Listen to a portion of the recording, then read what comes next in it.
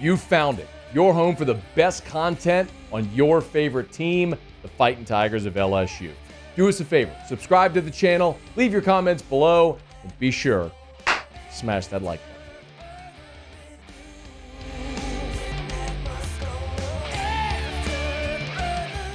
Tigers hit the practice field on Wednesday for the first practice in fall camp. And I got 4 big storylines that I'm keeping an eye on here as LSU moves into fall camp. Number 1 is the most obvious. It's what we talked about a ton during spring, and you should know it by now. It's the single biggest question on this team, and it's the offensive line. You are replacing 4 starters that combined for 170 career games played. Now, they were all elite-level pass blockers, but you were 104th in the country in rush offense. Can you be better? My contention is I think the interior of your offensive line is better because I think you're going to have people in the right seat on the bus. Braylon Moore is a true center. If I asked you, would you rather Braylon Moore or DJ Chester at center, who would you take? The answer is Braylon Moore. However, DJ Chester has started 13 games. Now he gets to move to guard. Big, physical, offensive lineman, a true guard in his natural position. If you have DJ Chester or how you finished the season last year with Paul Mabenga, who would you rather have? DJ Chester. The other guard spot, it's very likely going to be Josh Thompson. That was Miles Frazier. Veteran guys, very good pass blockers, can play inside or out, very comparable players. The question becomes at tackle. I will also maintain you're not going to be as good as you were with Will Campbell and Emory Jones. That goes without saying. But 2 guys there, and Tyree Adams and Weston Davis, who are highly regarded guys, who, if they struggle in pass protection, you can give them help with any of your tight ends. You have a veteran quarterback who can get rid of the ball quickly. That's assuming that's the offensive line, by the way, because you've still got so many other talented guys like Mabenga, who started 5 games a year ago. Or maybe Josh Thompson kicks out and ends up playing tackle because one of the guys we think are going to be there can't handle that role. Or maybe it changes after the opening week. Remember Brian Kelly's first year? It was Garrett Dellinger playing center against Florida State. A week later, he was gone, never went back to that spot. So it probably will evolve, but that's going to be interesting to watch for me. It's the number 1 storyline is offensive line. A close number 2 is the secondary. If there's a 1A, 1B, that's where it is. You were atrocious in the secondary a year ago. It was the worst safety play I've ever seen covering LSU. The secondary that's produced guys like LaRon Landry and Jamal Adams and Grant Delpit and Eric Reed, that safety play was atrocious. Your 2 lowest graded players among your starters, offense or defense, were Major Burns and Jordan Gilbert, your star and one of your safeties. That's inexcusable. It has to improve, so they tried to improve it. They went into the transfer portal and got A.J. Halsey and Tamarcus Cooley. You've got Jordan Gilbert back healthy. You've got Deshaun Spears a year older now after starting at the first half of the season, then being benched. You've got better talent personnel. Can they be better? And then obviously at corner, you lose Alexander, who is your most consistent defensive back, but Ashton Stamps is back, who's now going to his 3rd year as a starter. You bring in Mansour Delane from Virginia Tech, who is the best cornerback you have. But then there's 5-star DJ Pickett, and there's Jakeem Jackson. There's P.J. Woodland. How do Jake Olson and Corey Raymond work together to get this secondary to gel as one? Because you're going to have more talent than you had a year ago, but can they all work as one cohesive unit similar to the offensive line? Might have more talent in that secondary, but can they work as one? I'll stay on the defensive side, and I'll tell you defensive tackle. It's probably one we haven't talked enough about, but Bo Davis deserves such an immense amount of credit for how good that defensive tackle room played a year ago. Remember, coming out of camp last year, you were out of spring.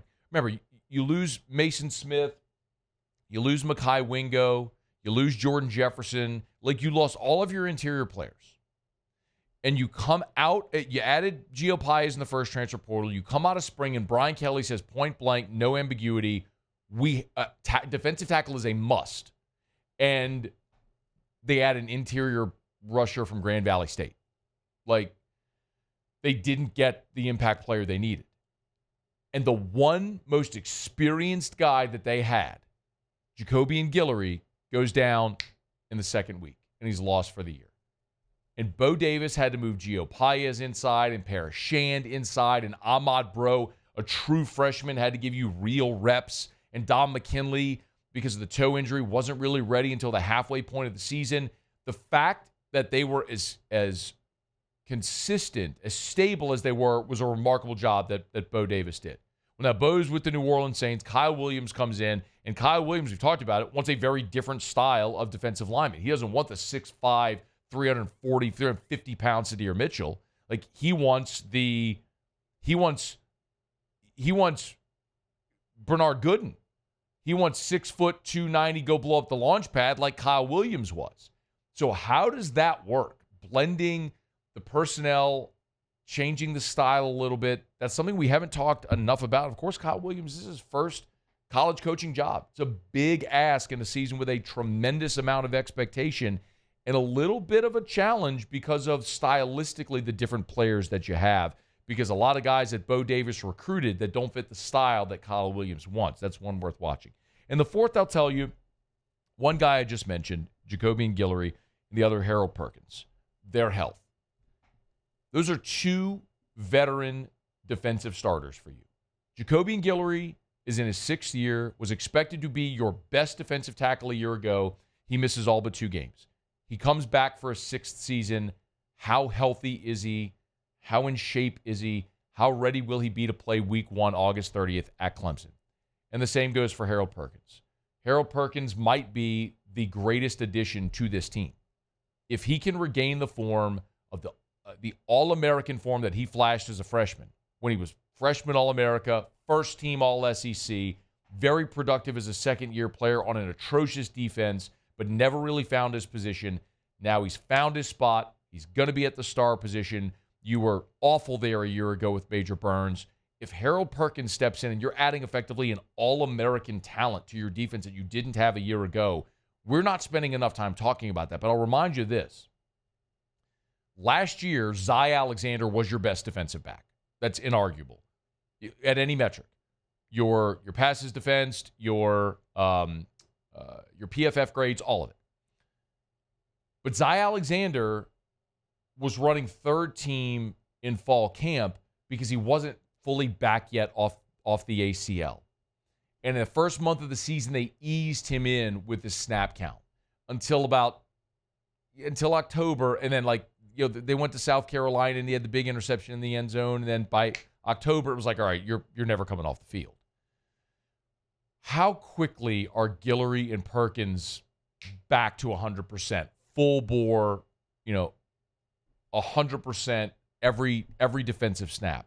That's going to be a giant part of this, because if it takes them throughout camp to kind of get back into shape and then a month into the season to get back into playing shape, then, you're talking about a really big September where you're on the road at Clemson. You got Florida coming to Baton Rouge. Shortly thereafter, it's South Carolina, and then you're at Ole Miss. You don't really have the luxury of figuring it out for the first month of the season. It's not like one of those years where you play 3 non-conference games, or you load up September with all your non-conference games before the real grind begins in October. You got to be ready to roll. So having those guys fully healthy will be interesting to see what their workload is on Wednesday at the first practice and as they start to sort of titrate up with the workload. So just a few of the storylines I'm keeping an eye on as LSU opens up fall camp on Wednesday.